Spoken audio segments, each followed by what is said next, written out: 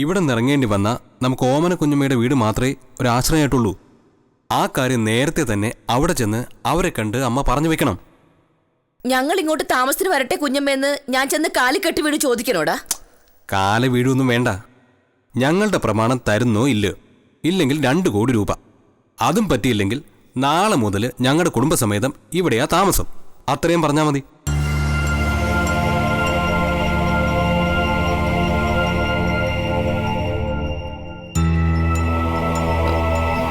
കുഞ്ഞമ്മയും മക്കളും സമ്മതിച്ചില്ലെങ്കിലോ? സമ്മതിച്ചാലും ഇല്ലേലും ഇവിടെ നിറങ്ങിയ നമ്മുടെ വീട് പിന്നെ അത് തന്നെയാ.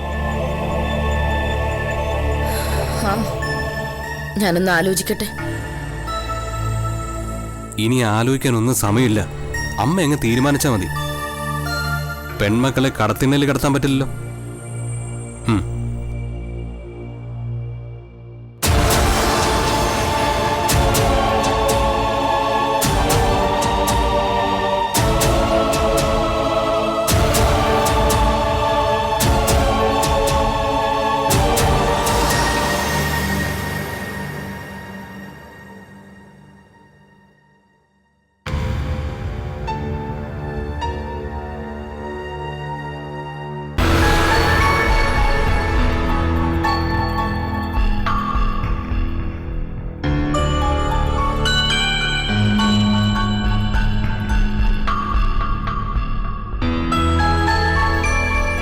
അമ്മ ഭയങ്കര പത്രവായനയല്ലേ? അതെ. എന്താ, നിനക്കും വായിക്കണോ? ഞാന് അമ്മയോട് ഒരു കാര്യം പറയാൻ വേണ്ടി വന്നതാ. എന്ത് കാര്യം? വിജിതയ്ക്ക് ഒരു അലമാര വേണമെന്ന് പറഞ്ഞു.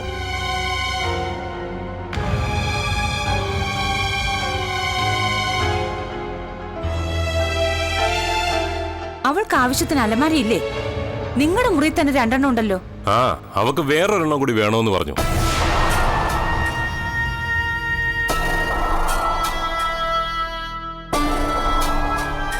അമ്മ എന്താ ഒന്നും പറയാത്തെ? എടുത്തോളാൻ പറ. അമ്മ പറഞ്ഞു എടുത്തോളാൻ. വിജയേട്ടത്തി മാത്രമേ എടുക്കാവൂ. വേറെ ആരും അലമാരയിൽ തൊട്ടുപോകരുത്. അതെന്താടാ നീ അങ്ങനെ പറഞ്ഞത്?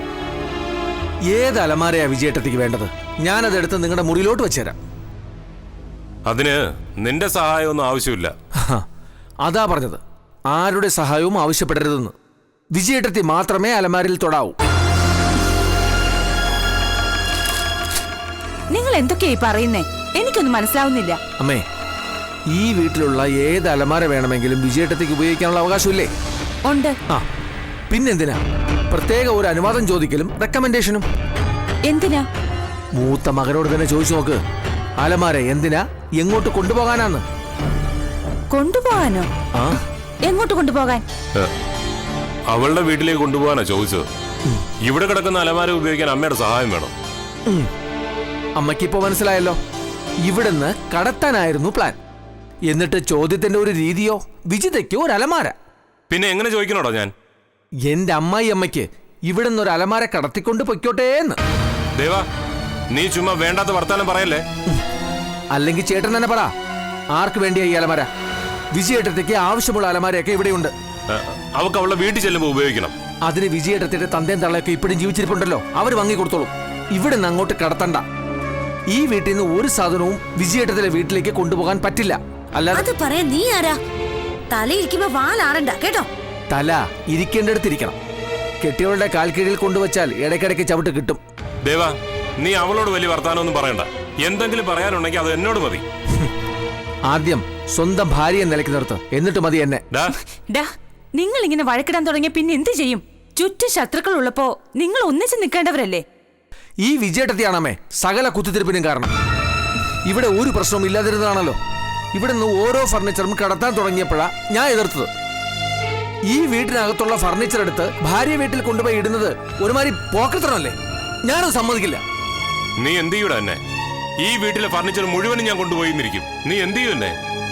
ഫർണിച്ചർ എടുത്തോണ്ട് ഈ വീടിന്റെ മുറ്റത്തേക്ക് ഇറങ്ങില്ല ഒരുത്തനും. അവന്റെ കാല് ഞാൻ വെട്ടും, അത് ആരായിരുന്നാലും ശരി. നീ എന്റെ കാല് വെട്ടുകൂടാ. ഞാൻ പറഞ്ഞല്ലോ. എടാ, നീ എന്റെ കാല് വെട്ടുവെന്ന് പറഞ്ഞപ്പോ കേൾക്കണമായിരുന്നു. ചെവിക്ക് കേടൊന്നുമില്ലല്ലോ. നീ എന്റെ കാല് വെട്ടുവെന്നാ ചോദിച്ചത്. വേണ്ടി വന്ന ഏത് ചെകുത്താന്റെ കാലം ഞാൻ വെട്ടും. നീ എന്റെ കാല് വെട്ടുവാടാ. ഞാൻ പറഞ്ഞത് വെട്ടടാ. കൂടപ്പുറപ്പുകൾ തമ്മിൽ അടിയോ? അങ്ങോട്ട് മാറി നിൽക്കേ. നിന്നോട് കൂടെ പറഞ്ഞത് മാറി നിൽക്കാൻ.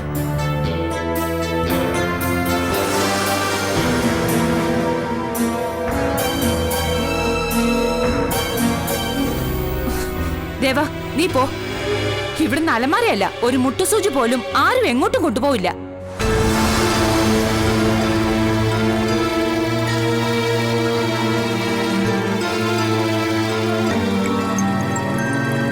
വല്ലവന്റെ മുതല് കാണുമ്പോ ആക്രാന്തം. ആണുങ്ങളായ നട്ടല് വേണം, ഇല്ലെങ്കിൽ കാണുന്നവരൊക്കെ തലേ കയറി നേരങ്ങും. മിണ്ടരുത് നീ. തോളെ കൈയിട്ട് സ്നേഹിച്ച് നടന്ന കൂടപ്പിറപ്പുകളെ തമ്മി തലിക്കാൻ ഇറങ്ങിയിരിക്കാണോ നീ? ഒരു അലമാര എടുത്ത തമ്മി തല്ലി തലകീറിനെങ്കിലേ അങ്ങോട്ട് കീറിക്കോട്ടെ. നിനക്ക് കാണാൻ നല്ല രസമായിരിക്കും. എനിക്കേ എന്റെ 2 മക്കളും ഒരുപോലെയാ. ആരെ തൊട്ടാലും വേദനിക്കുന്നത് എനിക്കാ. ഞാനേ അവരുടെ പെറ്റമ്മയാ. ഓ, ഈ വീട്ടിലെ ഫർണിച്ചർ ഒന്നും പെറ്റമ്മയും മക്കളും കൂടെ വാങ്ങിച്ചിട്ടൊന്നും അല്ലല്ലോ. അമ്മയുടെ വീട്ടിൽ നിന്ന് കൊണ്ടുവന്നതും അല്ല. പിന്നെ ആർക്കാ അവകാശം പറയാൻ? കയ്യും കാലും വെട്ടു എത്ര. പോടി എന്റെ കൺമുമ്പിന്ന്. നിന്നെ പോലെ ഓരോ കുടുംബത്തിലേക്ക് വലതുകാലം വെച്ച് വന്ന ആ കുടുംബം നശിക്കാൻ പിന്നെ അത് മതി. കൂട്ടുകാരെ പോലെ നടന്നവരാ എന്റെ 2 മക്കളും. കണക്കായിപ്പോയി. ഇവിടെ നോക്കിക്കൊണ്ട് നിന്നോ.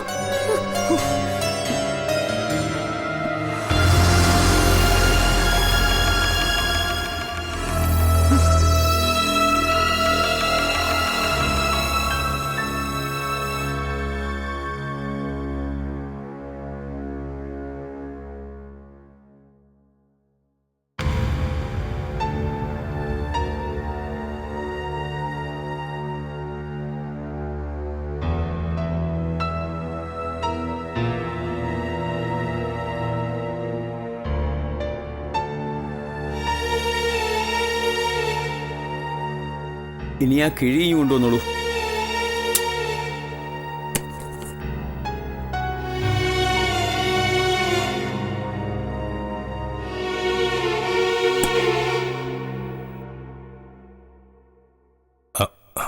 ചൂടൽപ്പം കൂടുതലാണെന്ന് തോന്നുന്നു. ഇതിരെ പൊള്ളുന്നതായി തോന്നുന്നുണ്ടോ?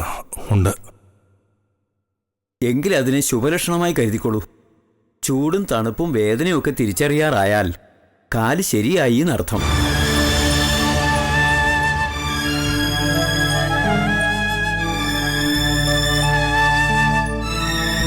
ഇനി കാല് തനിയെ മടക്കി നോക്കൂ. ആ ആ പതുക്കെ. വേദന ഉണ്ടല്ലേ? ഉണ്ട്. സാരമില്ല, മടക്കിക്കോളൂ. ഒന്ന് സഹായിക്ക. ഇനി എണീറ്റ് കാല് നിലത്തി ഔട്ടി നോക്കാം. ആ പെല്ലേ.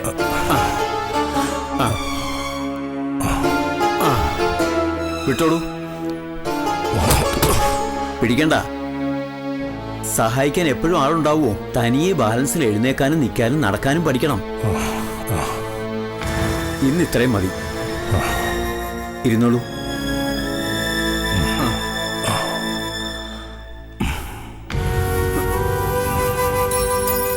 ഇനി പ്രത്യേക ചികിത്സയുടെ ആവശ്യമൊന്നുമില്ല.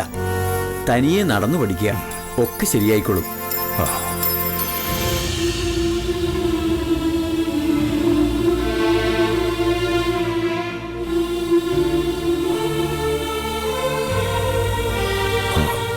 കാല് ശരിയായി കഴിഞ്ഞാലും ഞാൻ ഈ മുറിയിൽ മാത്രം ചുറ്റി നടന്ന മതിയോ വൈദ്യരെ? എനിക്കിവിടുന്ന് രക്ഷപ്പെടണ്ടേ? ജീവൻ രക്ഷപ്പെട്ടില്ലേ, അത് തന്നെ മഹാഭാഗ്യമെന്ന് കരുതിക്കോളൂ. എന്റെ മുന്നിലെത്തിയപ്പോ ഒരു ജീവശവന്നേ ഉണ്ടായിരുന്നുള്ളൂ. ഇപ്പോഴും എന്റെ ജീവൻ അപകടത്തിലാ. വൈദ്യരുടെ സഹായമുണ്ടെങ്കിൽ എനിക്കിവിടുന്ന് രക്ഷപ്പെടാൻ പറ്റൂ.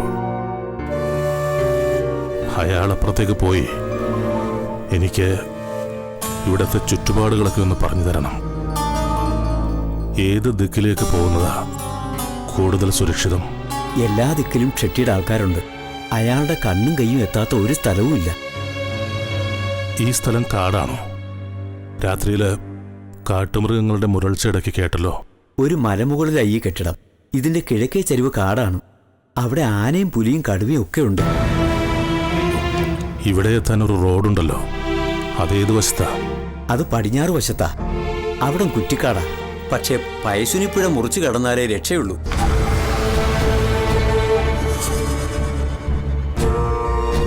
നീന്തി മറുകര എത്താനൊന്നും സാധാരണക്കാർക്ക് പറ്റില്ല. ഒരു പാലമുള്ളത് 10 കിലോമീറ്റർ അകലെ ആഡൂരാ. ഷെട്ടിയുടെ ആൾക്കാരുടെ കണ്ണിൽപ്പെടാതെ അവിടെ എത്തുന്ന കാര്യം ചിന്തിക്കേ വേണ്ട. വേറെ ഒരു വഴിയില്ല വൈദ്യരെ. ഇല്ല. ഓടി രക്ഷപ്പെടാൻ പാകത്തിൽ ഇയാളുടെ കാല് ശരിയാകണമെങ്കിൽ 2 മാസമെങ്കിലും കഴിയും.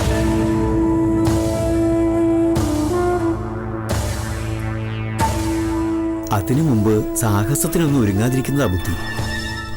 അത്രയും നാൾ ഷെട്ടി എന്നെ ജീവനോടെ വെച്ചേക്കോ വൈദ്യരെ. ഈശ്വരൻ കാക്കട്ടെ. അതിൽ കൂടുതലൊന്നും ഈ പാവത്തിന് പറയാനുമില്ല, ചെയ്യാനുമില്ല. ഞാൻ പൊയ്ക്കോട്ടെ.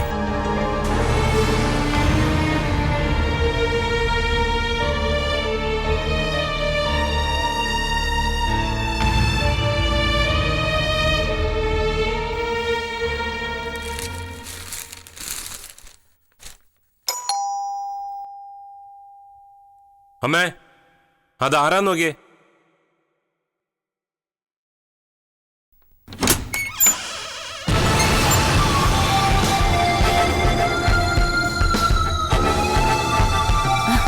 അല്ല, ഇതാരൊക്കെയാ? ഇതെന്താ ഓർക്കാപ്പുറത്ത്? ഒന്ന് വിളിക്കുക പോലും ചെയ്യാതെ. നിങ്ങൾ ഇവിടെ തന്നെ കാണുമല്ലോ എന്ന് വിചാരിച്ചു. അത് ശരിയാ. ഞങ്ങൾ എങ്ങോട്ട് പോകാനാ? ഇപ്പൊ ഇത് ഞങ്ങളുടെ വീടല്ലേ? ആ അതെ, കുഞ്ഞമ്മയുടെ ഒരു ഭാഗ്യം, അല്ലാതെ എന്ത് പറയാനാ. എന്റെയൊക്കെ കിടപ്പാടം കൊണ്ടുപോയി പണയം വെച്ചിട്ട് അതിന്റെ പ്രമാണം പോലും ഇല്ല. എന്ത് ചെയ്യാനാ? അതിന്റെ മാത്രമല്ല, ഒന്നിന്റെയും പ്രമാണം ഞങ്ങളുടെ കയ്യിലില്ല സുധേ. ആ സുധ എന്താ ഇവിടെ തന്നെ നിന്ന് കളഞ്ഞേ? കേറി വാ മോനെ.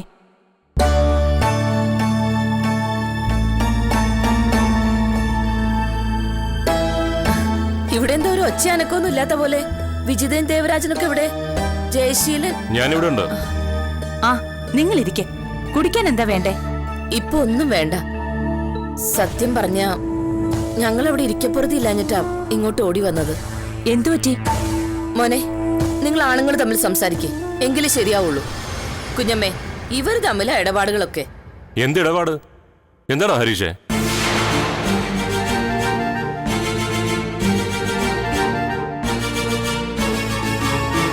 എന്നോട് ജയശീലൻ എന്താ പറഞ്ഞത്? 1.5 കോടിയുടെ ലോൺ തിരിച്ചടക്കണ്ട, അല്ലാതെ തന്നെ പ്രോപ്പർട്ടിയുടെ ഡോക്യുമെന്റ്സ് എല്ലാം തിരിച്ചു തന്നോളാമെന്നല്ലേ? അതൊക്കെ ശരിയാണ്. പക്ഷെ വാക്ക് പാലിക്കാൻ പറ്റാത്ത സാഹചര്യം എന്താണെന്ന് ആന്റിക്കും ഹരീഷിനും അറിയാലോ, ഇല്ലേ? എല്ലാ വസ്തുവകകളുടെയും പ്രമാണം അമ്മുവിന്റെ കൈവശമാണ്. അതിപ്പോ വലിയ പ്രശ്നമായിരിക്കുക. അവള് വന്ന് ഞങ്ങൾക്ക് അന്ത്യശാസ്ത്രം നൽകിയിരിക്കുക. ഒരാഴ്ചക്കകം പാല് പഠിക്കലെന്ന് ഇറങ്ങി കൊടുക്കണോന്ന്.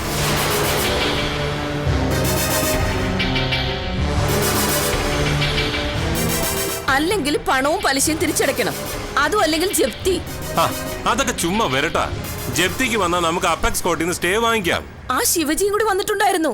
അവൻ പറഞ്ഞത് ജപ്തിക്ക് മുമ്പേ അവന്റെ ഒരു നടപടി ഉണ്ടാവുമെന്നാ.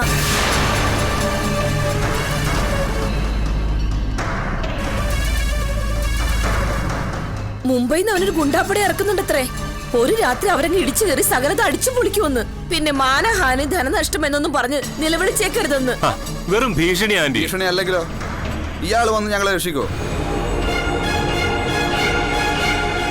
തന്നെയൊക്കെ ഓഫീസിൽ നിന്ന് അടിച്ചിറക്കിയിട്ട് തനിക്ക് തടയാൻ കഴിഞ്ഞോ? ഇല്ലല്ലോ. ശിവജി എന്ത് ചെയ്യുന്നവനാണെന്ന് ജയശീലൻ തന്നെയല്ലേ ഞങ്ങളോട് പറഞ്ഞത്? അതൊക്കെ ശരിയാ. പക്ഷെ താമസിക്കുന്ന വീട് വിട്ടുകൊടുക്കേണ്ട ആവശ്യമൊന്നുമില്ല. മുതലും പലിശയും ചേർത്ത് 2 കോടിയെന്ന് അവള് പറഞ്ഞത്. അത് കൊടുത്താൽ വീട്ടിൽ നിന്ന് ഇറങ്ങേണ്ടി വരില്ല. അല്ല സുധേ, ഇതൊക്കെ ഞങ്ങളോട് പറഞ്ഞിട്ട് എന്താ കാര്യം? കാര്യമുണ്ട് കുഞ്ഞമ്മേ, ഒന്ന് പറഞ്ഞു കൊടുക്കായിരിക്കോട്ടാ.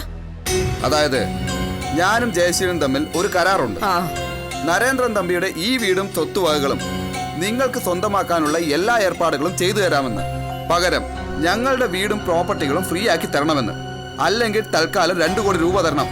എന്റെ വാക്ക് ഞാൻ പാലിച്ചു. നിങ്ങളുടെ മകൻ പക്ഷേ വാക്ക് പാലിച്ചില്ല. നിങ്ങൾ എന്തു വാക്കാ പാലിച്ചത്? ഞാൻ വാക്ക് പാലിച്ചതുകൊണ്ടാ നിങ്ങൾ ഇപ്പൊ ഈ വീട്ടിൽ താമസിക്കുന്നത്. വാക്ക് കൊടുത്തൊക്കെ ശരിയാമേ, പക്ഷെ പ്രമാണമല്ല അമ്മുവിന്റെ കയ്യിലായി പോയില്ലേ? നീ എന്തിനാ അങ്ങനെ വാക്ക് കൊടുത്തത്? 1.5 കോടി ഇപ്പൊ തന്നെ വാങ്ങിച്ചോണ്ട് പോയില്ലേ? അതിന്റെ പലിശ ഇളവ് ചെയ്ത് കൊടുത്താ പോരായിരുന്നോ? പിന്നെയും 2 കോടി കൂടി കൊടുക്കാന്ന് പറഞ്ഞ എന്തിനാ? അതിന്റെ വല്ല ആവശ്യം ഉണ്ടായിരുന്നോ നമുക്ക്? ഉണ്ടോ ഇല്ലെന്ന് ജയൻ തന്നെ പറ. ഞങ്ങളുടെ ഇപ്പോഴത്തെ സാഹചര്യം നിങ്ങൾക്കറിയാലോ. കയ്യിൽ പണമില്ല. തമ്പി അങ്കിളുടെ ആസ്തികളൊന്നും ഞങ്ങളുടെ പേരിലേക്ക് വന്നിട്ടുമില്ല. ഒരു കള്ള വിൽപ്പത്രം ഉണ്ടാക്കിക്കൊണ്ടുവന്ന് അമ്മു കേസ് കൊടുത്തിരിക്കുക. ഉടനെ ഒന്നും കേസ് തീരാൻ പോകുന്നില്ല. എന്ന് വെച്ചാ ഇവിടെ ഞങ്ങൾക്ക് താമസിക്കാമെന്നല്ലാതെ വേറെ ഒരു അവകാശവും നിലവിലില്ല. നിങ്ങൾക്ക് താമസിക്കാൻ വീടുണ്ടല്ലോ, ഞങ്ങൾക്ക് അതുമില്ല. ഞങ്ങളുടെ സാഹചര്യം നിങ്ങൾ മനസ്സിലാക്കണം. ഒന്നുകിൽ ഞങ്ങൾക്ക് പൈസ താ, അല്ലെങ്കിൽ പ്രോപ്പർട്ടിയുടെ ഡോക്യുമെന്റ്സ് താ. ഞങ്ങൾക്കത് വിൽക്കുകയോ പണയപ്പെടുത്തുകയോ ചെയ്യാലോ. ഞങ്ങൾ എവിടെ നിന്ന് എടുത്തു തരാനാ പണവും പ്രമാണവും എല്ലാം? ഓഫീസ് വരണമൊക്കെ ഇപ്പൊ അവളാ അമ്മു. പുനലൂരിലെ റബ്ബർ എസ്റ്റേറ്റിലെ പൈസ ഇല്ലേ? അത് ഇന്ന് 20 ലക്ഷം രൂപ അന്നെടുത്ത് തന്നത്. റബ്ബറിന്റെ വിലയൊക്കെ അറിയാലോ, നഷ്ടവാ. തൊഴിലാളികൾക്ക് കൂലി കൊടുക്കാനുള്ള പൈസ പോലും കിട്ടത്തില്ല. ഈ തമിഴ്നാട്ടിലുള്ള തെങ്ങിൻ തോട്ടവും മാവിൻ തോട്ടവും അതിന്ന് വരുമാനമൊന്നുമില്ലേ? ആ, ഞങ്ങൾക്ക് ജീവിച്ചു പോണ്ട ആന്റി. നിങ്ങൾക്ക് മാത്രം ജീവിച്ചാ പോരല്ലോ. ദേ കുഞ്ഞമ്മേ, ഞാനൊരു കാര്യം പറഞ്ഞേക്കാം. പാലപ്പടിക്ക് നിറക്കി വിട്ടാ ഞങ്ങൾ കൂടും കുടുക്കെല്ലാം എടുത്തോണ്ട് ഇങ്ങോട്ട് പോരും. ഇവിടെ വന്ന് കേറിയാ പിന്നെ ഞങ്ങൾ ഇറക്കി വിടണമെങ്കിൽ വലിയ ബുദ്ധിമുട്ടായിരിക്കും. അതുകൊണ്ട് എന്താന്ന് വെച്ചാ നിങ്ങൾ കുഞ്ഞമ്മയും മക്കളും കൂടി തീരുമാനിച്ചോ. പിന്നെ അറിഞ്ഞില്ല കേട്ടില്ല എന്നൊന്നും പറഞ്ഞേക്കരുത്. ഇങ്ങനെയൊക്കെ പറയേണ്ട കാര്യം എന്താ? എന്താ ജയ ഇത്? ജയൻ അറിയാം കാര്യം എന്താണെന്ന്. ഞങ്ങൾ വെറുതെ പറയുന്നതല്ലാന്നും അറിയാം. എന്തെങ്കിലും ഒരു പരിഹാരം ഒരാഴ്ചക്കകം ഉണ്ടാക്കിയിരിക്കണം. അമ്മ വാ പോവാം.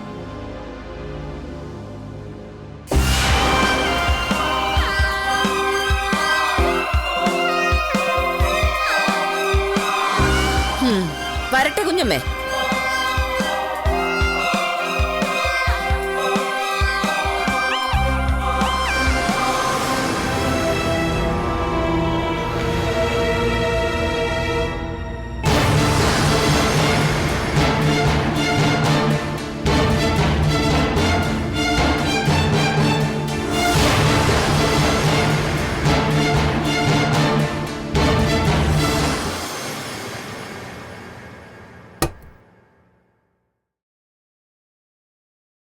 വേദനയൊക്കെ കുറവുണ്ടോ?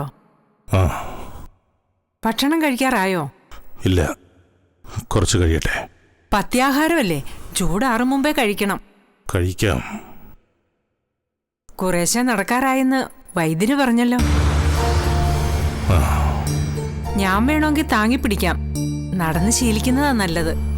വേണ്ട. എന്ത് സഹായം വേണമെങ്കിലും ചെയ്തു കൊടുക്കണമെന്നാ എന്നോട് പറഞ്ഞിട്ടുള്ളത്. എനിക്കൊരു മൊബൈൽ ഫോൺ വേണം. അത് കൊണ്ടുവന്ന് തരാവോ? അയ്യോ, അതൊന്നും പറ്റില്ല. എനിക്കിതിന്റെ വേറൊരു സഹായവും വേണ്ട. ഫോൺ മേടിക്കണമെങ്കിൽ അതിന് പണം വേണ്ടേ? പൈസ നിനക്ക് എത്ര വേണമെങ്കിലും തരാം. ആദ്യം ഫോൺ കൊണ്ടുവാ. അതിൽ നിന്ന് എൻ്റെ ആൾക്കാരെ വിളിച്ചാല് എത്ര ലക്ഷം വേണമെങ്കിലും അവർ നിന്റെ വീട്ടിലെത്തിച്ചു തരും. നീ എന്താ ഒന്നും പറയാത്തെ? ഷെട്ടി അറിഞ്ഞാൽ എന്നെ കൊല്ലും. എന്റെ കുടുംബത്തിന് പോലും പിന്നെ ഈ നാട്ടിൽ ജീവിക്കാൻ പറ്റാതാകും. എനിക്കൊരു ഫോൺ സംഘടിപ്പിച്ചു തന്നാ ബാക്കി എല്ലാ കാര്യങ്ങളും ഞാൻ ഏറ്റു. ഷെട്ടിയുടെ കയ്യെത്താത്ത സ്ഥലത്ത് നിനക്കും നിന്റെ കുടുംബത്തിനും സുഖമായിട്ട് ജീവിക്കാനുള്ള എല്ലാ ഏർപ്പാടുകളും ഞാൻ ചെയ്യാം. എന്താ ഇവിടെ ഒരു സംസാരം? ഭക്ഷണം എടുക്കാറാകുമ്പോൾ പറഞ്ഞാൽ മതി, ഞാൻ അപ്പുറത്തുണ്ടാവും.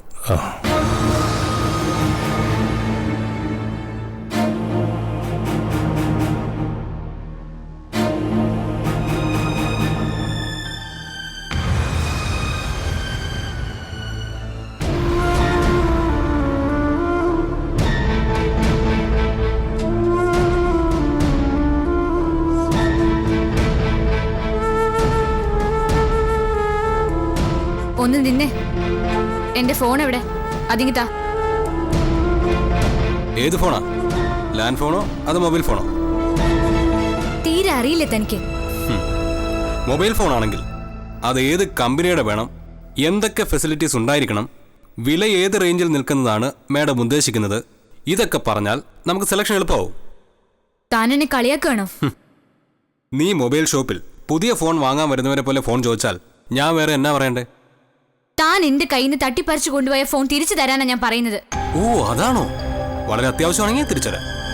എന്റെ ഫോൺ എനിക്ക് അത്യാവശ്യമുള്ളത് തന്നെയാ. നിനക്ക് വേണ്ടി ഏതെങ്കിലും കമ്പനി പ്രത്യേകം രൂപകൽപ്പന ചെയ്ത ഫോണാണോ അത്? എന്തായാലും അതൊരു അസാധാരണ സൃഷ്ടി തന്നെയാ. എന്തുമാത്രം കോളുകളാ അതിൽ വരുന്നത്.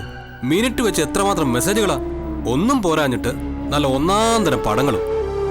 നിനക്ക് മൊബൈൽ ഫോൺ അറിയുന്ന രോഗം പിടിപെടാത്തത് എന്തായാലും ഭാഗ്യം തന്നെയാ. ആ രോഗത്തിന് ഇതുവരെ ചികിത്സ കണ്ടുപിടിച്ചിട്ടുമില്ല. മര്യാദയ്ക്ക് എന്റെ ഫോൺ ഇങ്ങ് തിരിച്ചതാ. നീ പിടയ്ക്കാതെ, ഞാൻ എടുത്തോണ്ട് വരാം.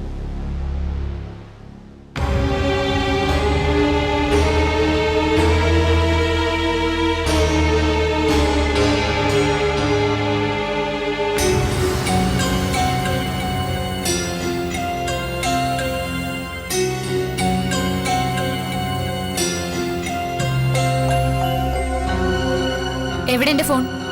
സദാസമയം ഫോൺ ബെല്ലടിച്ചുകൊണ്ടിരുന്ന മനുഷ്യന് മനസ്സമാനം കിട്ടുമോ? ഉറങ്ങാൻ പറ്റൂ? ഇത് ഓഫ് ചെയ്യണം എങ്ങനെയാണെന്ന് എനിക്ക് അറിയാനും മേല. അതുകൊണ്ട് ഞാൻ ഈ ഫോൺ എടുത്ത് വെള്ളത്തിലിട്ടു.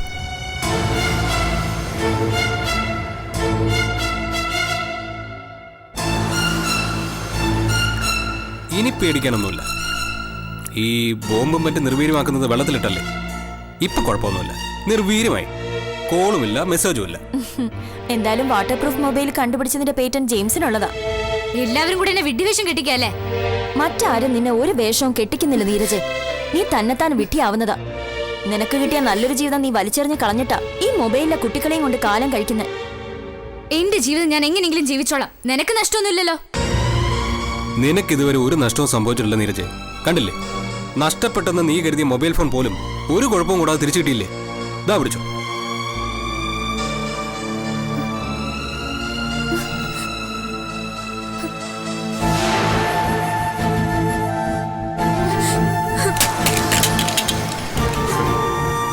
നീ എന്റെ നെഞ്ചത്തിനിട്ട് അതറിഞ്ഞെന്ന് എനിക്ക് നല്ലതുപോലെ അറിയാം. പക്ഷേ ശകലം ഉന്നം പഴച്ചുപോയി. സാരമില്ല, അടുത്ത പ്രാവശ്യം ശരിയാക്കാം.